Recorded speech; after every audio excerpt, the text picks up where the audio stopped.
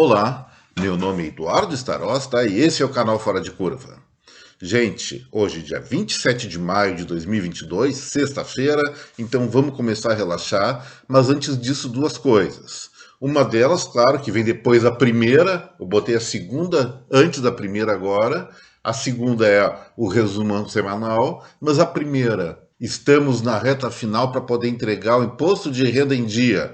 Então quem não fez como eu, tira um tempinho no final de semana para isso, para depois não se encrencar lá com o leão.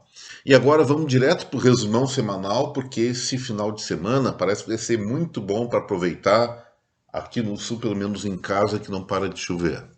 Vamos lá. Na segunda-feira, além do quadro O que Vem Por Aí, eu me coloquei de maneira bastante enfática sobre a questão, o risco que o Brasil corre se o real se valorizar demais. Como nós estamos acompanhando nas últimas semanas, a moeda brasileira está voltando a se valorizar, é muito dinheiro entrando pelas aplicações financeiras, pela Selic elevada aqui no nosso país, e isso faz com que o real se valorize. Como eu venho afirmando, uma paridade entre real e dólar abaixo de R$ 4,40 começa a comprometer a competitividade do nosso país, mesmo com as medidas paliativas que o Ministério da Economia está fazendo em termos de reduzir imposto de importação, e tem como inimigo dessa medida de política econômica, que seria apenas derivada de um canetaço do presidente da República, o próprio Supremo Tribunal Federal, que vem impedindo algumas reduções de impostos por alguns motivos que eu não sei se realmente são justificáveis. Mas quanto a essa questão da queda do dólar, o que eu adverti na segunda-feira, e olha que agora na sexta a cotação entre real e dólar já chegou a R$ 4,74, está voltando rapidinho para aquele ponto que eu falei de R$ 4,60.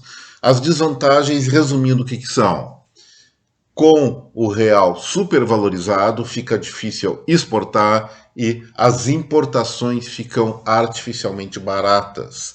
E nesse sentido, quem produz aqui dentro perde competitividade. Normalmente isso acontece com a indústria, mas pode acontecer também com produtos de base agropecuária. Eu lembro agora de um exemplo típico aqui do meu estado, Rio Grande do Sul, que nesses momentos os vinhos chilenos, argentinos e de vários lugares do mundo ficam inclusive mais baratos que os nossos produzidos a 100 quilômetros, um pouquinho mais de Porto Alegre, em Bento Gonçalves, em Garibaldi, no Vale dos Vinhedos, e em outras regiões do Rio Grande do Sul que também produzem bons vinhos. E esse é um ponto artificial. A indústria têxtil do Brasil, a indústria especialmente do vestuário do Brasil, já quebrou algumas vezes por conta de um real sobrevalorizado, porque produtos da China e Vietnã ficam muito baratos e inundam o mercado brasileiro, calçados a mesma coisa, e também, claro, paramos de exportar. Na terça-feira até eu fiz uma festinha, uma comemoração aqui no Fora de Curva, porque eu havia anteriormente estimado que a inflação pelo IPCA 15 ia ser 0,6%. Foi 0,59%. Errei por 1 milésimo. E isso aí não pode ser considerado um erro, né, gente? E eu acertei por quê? Simplesmente porque eu não pensei com o estômago, eu pensei com a cachola, que eu vi que nós tínhamos uma redução de bandeira tarifária que reduziu o preço da energia elétrica, apesar de várias concessionárias estarem pressionando a ANEEL para subir novamente o preço, mas o fato é que entre 15 de abril e 15 de maio o preço caiu em função disso, e tal fator foi bastante relevante no custo de vida das famílias brasileiras. E o que eu destaquei sobre isso lá, que só foi o Fora de Curva que acertou essa previsão inflacionária. Na terça-feira eu também destaquei o que um satélite da NASA captou no mar perto das Ilhas Salomão, um vulcão submarino em erupção, e dentro desse vulcão, dentro de uma caldeira, estavam vivendo não protozoários, não bichinho pequeno, mas sim tubarões. Se adaptaram a uma água ácida, se adaptaram a temperaturas quase para cozinhar ovo na panela e estavam vivendo lá numa boa. Isso mostra, pessoal, que a geração de vida e o desenvolvimento dessa vida é mais fácil de ocorrer do que nós ingenuamente pensamos. Então, eventualmente, nessas visitas a Marte, a Lua, asteroides, pode-se descobrir alguma coisinha viva por aí. Só espero que não contamine a gente ou não morda a gente. Foi isso que eu falei na terça-feira. Na quarta-feira eu tratei de uma maior quantidade de assuntos. Em primeiro lugar, eu destaquei os debates no Congresso Nacional, que acabou aprovando depois, em limitar a 17% o ICMS sobre combustíveis. Até sob o nosso ponto de vista do consumidor, é uma coisa positiva. Mas pensando mais amplamente sobre a autonomia dos poderes, o que nós estamos observando? Primeiro, no âmbito federal, o judiciário se mete nas coisas da seara do executivo, o executivo se mete no legislativo por conta das medidas provisórias, que eu ainda acho um absurdo. O legislativo também dá seus pitacos no governo através de ações junto ao Supremo contra o Executivo, ou seja, é uma bagunça tremenda. E nós somos uma república federativa. E uma república federativa dá poderes tanto para a União como para estados e municípios. Tudo bem, é muito melhor pagar 17% de ICMS sobre combustíveis do que 25% ou até mais, como muitos estados fazem.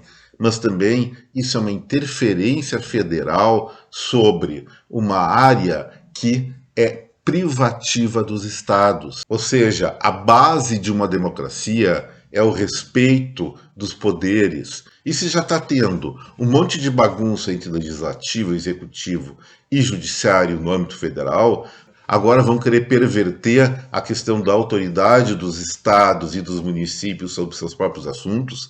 Acho meio temerário. E também aproveitei essa discussão para tocar naquela história da guerra fiscal, que para mim é uma babaquice, é uma besteira.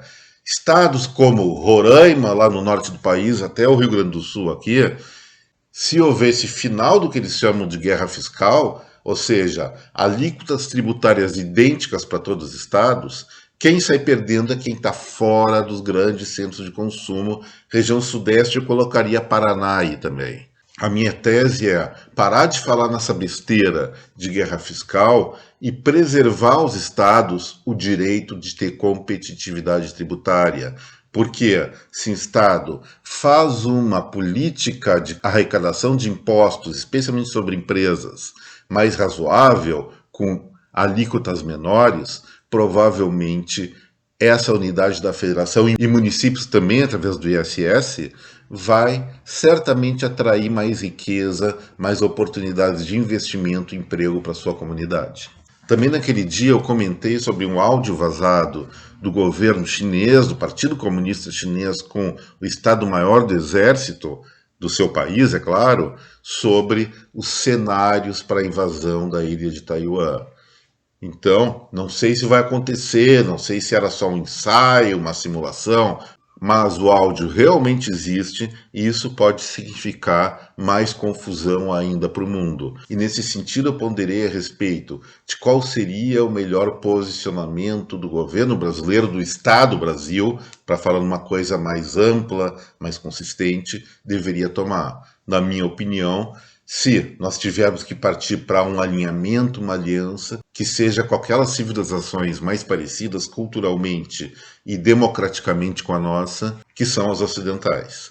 E por fim eu tratei a respeito daquele menino de 18 anos que fez aquela chacina em massa na escola no Texas, absurdo mesmo.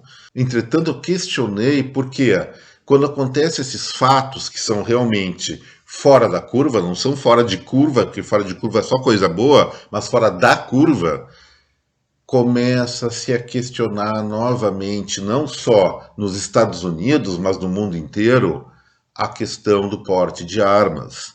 E aí eu coloquei o seguinte: nós não podemos ter uma definição, nós não podemos ter um veredito sobre esse assunto, nos baseando na cabeça de um adolescente. Segundo os psicólogos, psiquiatras, a adolescência vai dos 14 aos 24 anos. E esses assassinos em massa que estão surgindo aí, os serial killers, são meninos de 18, 19 anos, um pouco mais, um pouco menos. A minha proposta nesse sentido, qual é? É sim, preservar o direito do cidadão de bons antecedentes a poder se defender de eventuais violências, especialmente de bandido, mas limitar esse direito a partir de uma certa idade. Eu coloquei 30 anos para dar uma margem de segurança entre o final da adolescência e o início da vida adulta, quando começa-se a pensar várias vezes antes de fazer alguma besteira. E ontem começou uma pressão muito forte para aumentar juros, não só nos Estados Unidos, mas também na União Europeia, Japão e outros países do chamado primeiro mundo desenvolvido. E eu coloco que isso também vai ser desnecessário, isso vai ser uma besteira.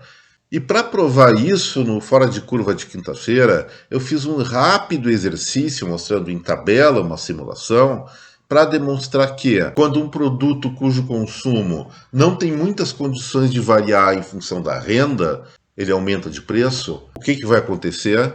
Essa alta simplesmente tira a renda de outro setor da economia e leva para o setor da alimentação ou combustíveis. São chamados bens inelásticos. Por exemplo, um ser humano tem que consumir pelo menos 2.000 calorias por dia. Se a nossa renda permite essas 2.000 calorias e sobra, digamos assim, R$ 1.000 para gastar no parque de diversões, tudo bem. Se o preço dos alimentos sobe no próximo mês, nós vamos ter que continuar consumindo as 2.000 calorias por dia. E pela alta dos preços, já que a gente não pode optar não consumir alimentos, sobra menos dinheiro para diversão, para o parque de diversão, que é o nosso exemplo. Então, gente, o que acontece? Subir juros nesse contexto, nesse tipo de inflação, que atinge especialmente alimentos e combustíveis, não adianta nada. A inflação não vai parar, só vai gerar o pior dos mundos para os economistas, a chamada estagflação, que é estagnação, baixo crescimento, que o mundo já está dentro dela nesse momento, mas com inflação. E juros altos. Então ali eu provo que não tem motivo para fazer isso. É besteira. E também ontem destaquei uma coisa meio inusitada, mas muito boa para o mundo. O Partido Verde da Finlândia, normalmente muito fundamentalista, mudou sua opinião a respeito de uma questão fundamental. Passou a apoiar a construção de usinas nucleares para geração de energia. Gente, isso é uma evolução de mentalidade. Não que eu seja a favor da radiação, mas é a energia mais limpa que o ser humano desenvolveu com o menor nível de risco. E, especialmente na Europa, com essas ameaças da Rússia já consolidadas, já materializadas de cortar gás, a energia nuclear acaba sendo a melhor opção. Também é uma coisa que deve ser estudada aqui pelo Brasil e espero que os defensores da proteção ao meio ambiente se deem conta que os colegas deles da Finlândia estão com a razão e parem de ser tão fundamentalistas no sentido de achar que o mundo não deve gerar energia. Poxa, afinal de contas, nós dependemos de energia farta e barata para continuar evoluindo. Ponto final. E agora, na sexta-feira, o que eu vou destacar para vocês? Vou ter que me gabar de novo. Fora de Curva novamente acertou suas previsões.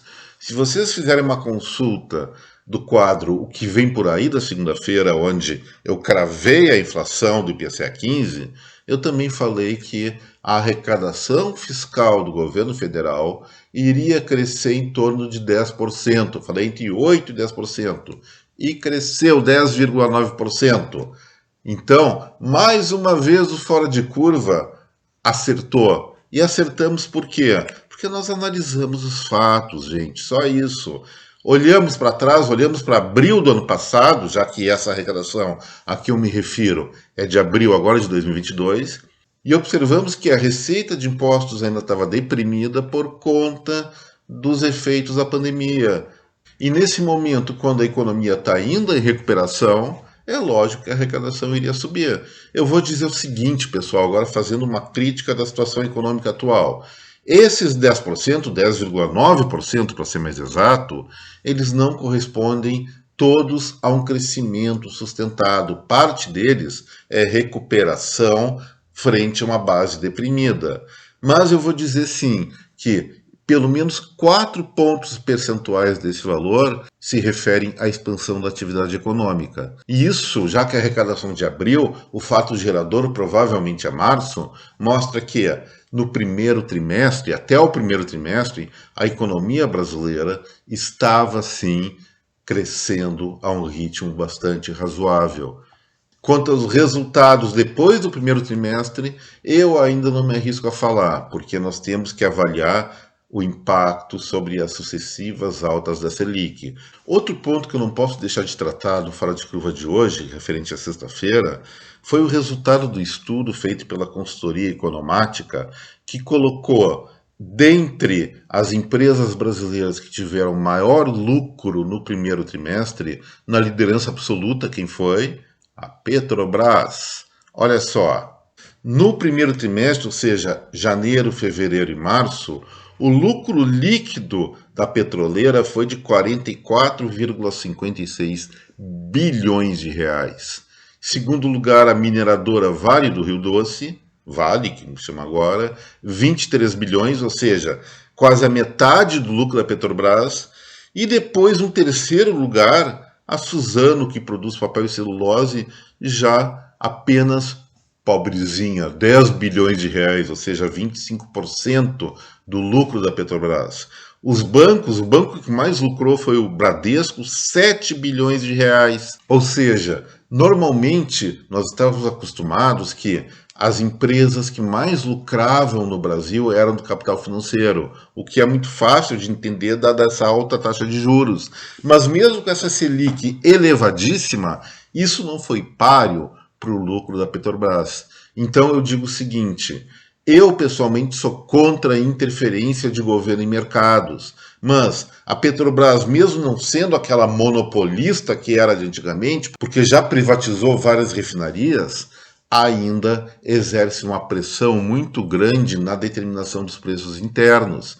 Melhor solução, pessoal, que eu ainda defendo, é pegar essa grande Petrobras, dividir ela, talvez de uma forma verticalizada, mas fatiar ela em 4 ou 5 pedaços, vender e aí sim ver como funciona o preço ao consumidor pela competitividade de mercado. E um último destaque que eu faria nessa sexta-feira é a respeito da nave chamada Starliner da Boeing, que conseguiu concluir com sucesso o lançamento, acoplagem na estação espacial e retorno para a Terra. Mas o importante é o seguinte: a Starliner, que pertence à Boeing, é a segunda empresa privada do mundo que dominou completamente o processo de lançamento, sobrevivência, apesar de simulada, na cápsula que o foguete levou, acoplamento na ISS e retorno com sucesso.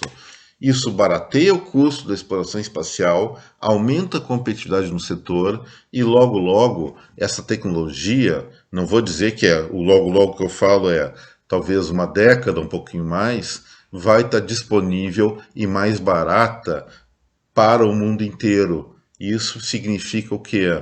Novas fronteiras econômicas a serem desenvolvidas. Parabéns à Boeing com a sua Starliner, votos de muito sucesso em várias missões. E agora, preparando a parte mais divertida do Fora de Curva, que são nossas crônicas da sexta-feira, eu vou começar aqui com Porto Alegre. Afinal de contas, nós temos nosso linguajar local aqui. Então, por exemplo, peixada não significa um monte de peixe, significa uma colisão entre dois carros. Mas vamos falar sobre barbeiragens aí. E vocês acham que barbeiragem é aquela pessoa que dirige mal? Não. É barbeiro que corta mal o cabelo e vira caso de polícia. E isso aconteceu aqui em Porto Alegre. Estamos em destaque mundial. Um menino de 5 anos foi encomendar um corte de cabelo, devidamente acompanhado pela mamãe, copiando um ídolo dele, não me lembro o nome do ídolo, esses músicos jovens aí, eu acho que internacional. O que aconteceu? O barbeiro fez barbeiragem mesmo, cumpriu o seu nome e transformou aquele corte esvoaçante num cabelo parecido com uma mistura do Cebolinha e do Cascão. A mãe ficou muito braba, acho que o garoto não deu muita bola, mas a dona mamãe não gostou da história e foi para a polícia para mandar prender o sujeito. Foi feito o boletim de ocorrência e o processo está circulando por aí. Ó. Será que o barbeiro vai ser preso por barbeiragem? Aguardemos as próximas semanas, se a justiça for ágil. Se não, daqui uns 4, 5, 6, 7, 8 anos vai ter o veredito disso. E daí, o menino já vai ser um adolescente, adulto, não vai estar dando mais bola para isso aí, e eventualmente vai até estar vendendo a imagem do seu corte quando criança, que realmente ficou muito original. E agora uma coisa preocupante, gente. Um dos povos que eu mais admiro, eu queria visitar esse país, ainda não tive oportunidade, são os italianos. Pela sua criatividade, pela irreverência, pela maneira como vem a vida. E pela sua culinária, claro. Mas aí o Dr. Elon Musk, a quem eu admiro muito, não escondo isso, me falou uma coisa que me deixou muito preocupado. Na verdade, a preocupação é dele e passou para mim. Ele afirmou que os italianos podem sumir da face da terra. Por que isso, gente? Porque simplesmente as italianas não estão mais gerando italianinhos e italianinhas. A taxa de fecundidade do país está caindo tanto, que a reprodução da população fica estatisticamente comprometida. E aí, pelo menos aqui no Brasil, a gente tem uma boa colônia italiana, não só aqui no Rio Grande do Sul, mas também em São Paulo e outros lugares do país. Esses vão ter que honrar a cultura, mas peninha da Itália, né? E realmente eles estão envelhecendo. Uma das grandes ídolos, vamos falar no feminino, já que não sei como está essa coisa de gênero, ídolas dos meus tempos de jovem, foi uma deputada, uma parlamentar italiana que antes de ocupar esse cargo tinha uma vida, diríamos assim, mais libertina. Quem tem mais idade vai se lembrar da Cicciolina, uma loira bonita, e ela resolveu agora se meter em política internacional. Os italianos, o Ministério de Relações Exteriores, fez uma proposta meio maluca lá para paz entre Rússia e Ucrânia. Os russos deram risada dizendo que era ridícula e a Cicciolina se meteu, prometendo o quê? Se o Vladimir Putin acabasse naquele momento com a guerra, ela forneceria uma noite de colóquios e agradabilidades com o presidente russo. Ela está com 70 anos, mas pela foto que eu vi, não sei se é antiga, ainda goza de boa forma, será? Mas pelo fim de uma guerra vale a pena, né? E agora, para encerrar o Fora de Curva, vamos voltar a um assunto que a gente normalmente aborda aqui no nosso canal: vida animal. Mas eu vou falar não daquele bichinho fofinho. Eu vou falar sim do macaco traidor. Imagina só, gente.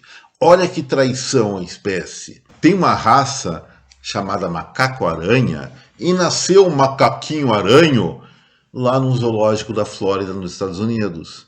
E ele não honrou o nome da família, ele não honrou o nome da espécie. Em vez de ter uma fotinho, um desenho do Homem-Aranha na sua frente, o que ele tem? Um morcego igual ao logo do Batman. Que traição! Isso não pode acontecer. Esse macaco vai ter que fazer tatuagem para consertar esse erro genético ou intencional. Vai ver que ele se pintou na barriga da mãe dele. E assim, gente, estamos encerrando o Fora de Curva desta sexta-feira.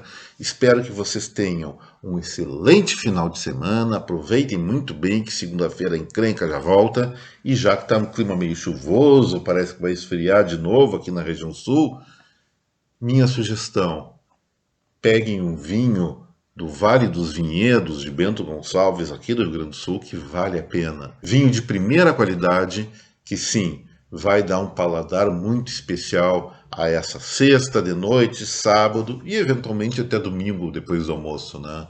Então, gente, mais uma vez, um baita, um super final de semana para cada um de vocês. Aproveitem muito bem esse sábado, esse domingo para refazer, recarregar as baterias. Muito obrigado pela atenção e não se esqueçam, inscrição no canal, deixar o like e compartilhar esse vídeo com essa rede de contatos. Mais uma vez, muito obrigado pela atenção, um até breve, forte abraço, tchau!